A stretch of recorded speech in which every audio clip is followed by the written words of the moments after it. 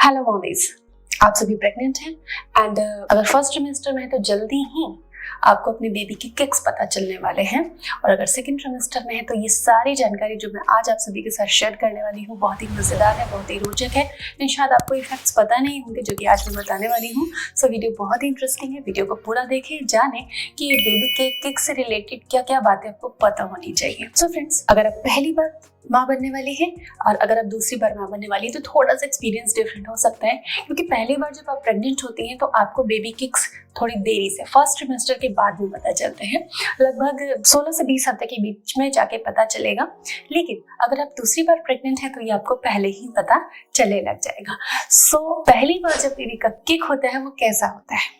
पहली बार अगर baby kick मारता है, जब किक स्टार्ट होते हैं तो ऐसा लगेगा कि तितली उड़ने जैसा, हल्के से स्पंदन, गैस मूव करने जैसा, बबल मूव करने जैसा आपको महसूस होगा। इन मूवमेंट्स को क्विकनिंग कहते हैं। ये बेबी का पहला मूवमेंट होता है और ये बड़ा फीबल होता है, बहुत हल्का होता है और इसमें कई कंफ्यूजन की वजह से आप इसे कंसीडर कई बार नहीं कर पाती अगर आप पहली बार प्रेग्नेंट है तो। दूसरा इंपॉर्टेंट फैक्ट है कि बेबी के किक्स कभी भी ज्यादा हो सकते हैं और कभी भी कम हो सकते हैं। वो कौन कौन से टाइमिंग होती है? अगर आपने कोई फूड खाया, जैसे कि आपने कोई जूस लिया, मिल्क लिया, कोई ड्रिंक ली, कोई स्पेशल डिश खाई, आइसक्रीम खाया, कुछ भी ऐसा हो सकता है, तो बेबी के किक बढ़ सकते हैं या एकदम से आपको किक्स महसूस हो सकते हैं। जब आप सोती हैं तब बेबी के किक्स आपको ज्यादा महसूस होते हैं। ये बिल्कुल प्रैक्टिकल है, क्योंकि जब आप सोती हैं तो बिल्कुल एमनियोटिक फ्लूइड सेटल हो जाता है, आपके बॉडी मूवमेंट्स कम रहते हैं, देन बेबी अच्छे से किक करता है, आप उसे फील भी कर पाती हैं क्योंकि आप शांत होती हैं। एक ये भी फैक्ट है कि बेबी जो है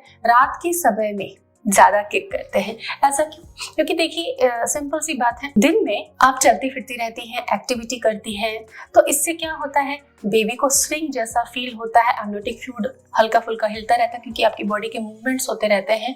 तो बच्चा उस समय रेस्ट में होता है, उसको एंटरटेनिंग लगता है। एंड जब आप रात को सोती है, जो फ्लूइड बेबी का सराउंडिंग में वो सेटल हो जाने की वजह से तब बेबी एक्टिविटी करता है, किक्स करता है एंड आप शांत होती हैं, स्टेबल होती हैं, तो आपको किक्स ज्यादा महसूस होते हैं। कई लोग ये भी कहते हैं कि 8 मंथ के बाद में नियर टू 9 मंथ किक्स कम फील होते हैं।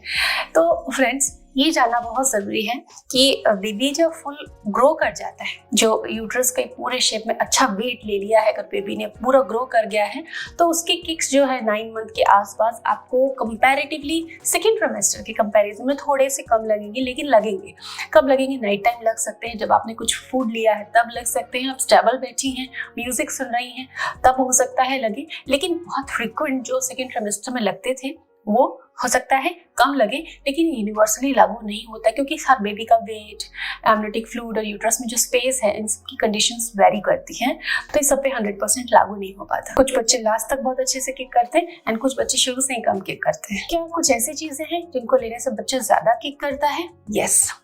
अगर आप चाय कॉफी लेती हैं, चाय कॉफी की आदत है आपको, या शुगरी चीजें की क्रेविंग होती है, आप उसे बार बार खाती हैं, तो कैफीनेटेड ड्रिंक से, शुगरी ड्रिंक से बच्चे किक ज्यादा करते हैं। जब आप उनको लेती हैं तो ब्लड शुगर लेवल बढ़ता है, बच्चा एनर्जेटिक फील करता है, वो किक करता है। कुछ ऐसी कंडीशंस भी होती है जब बच्चा बहुत ज्यादा किक करता है। सपोज आप प्रेग्नेंट हैं लेकिन आप बहुत स्ट्रेस में है, बहुत डिप्रेशन, बहुत एंजाइटी कंडीशन है, आप कुछ टेंशन में, तनाव में है, तो जो माँ फील करती है, जब माँ एंजाइटी एंड स्ट्रेस फील करती है तब पेट में बच्चे का मूवमेंट घबराहट की वजह से, क्योंकि माँ की जो फीलिंग है, जो एहसास है, वो बिल्कुल बच्चा फील करता है एंड बच्चा भी थोड़ा सा अपसेट हो जाता है और वो ज्यादा किक करता है।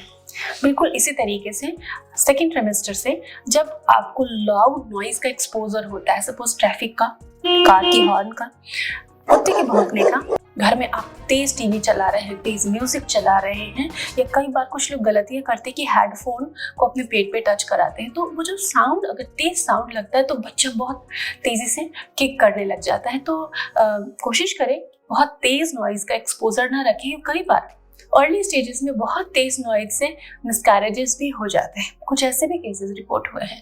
तो तेज नॉइज से भी बच्चा किक करता है, लेकिन बहुत तेज आवाज का एक्सपोजर ड्यूरिंग प्रेगनेंसी सेफ नहीं होता, तो आप इसका ध्यान रखें अपने बच्चे की खातिर। तो फ्रेंड्स, ये बातें आपको कैसी लगी मुझे कमेंट में लिख के जरूर बताएं। Do subscribe the channel. Thank you.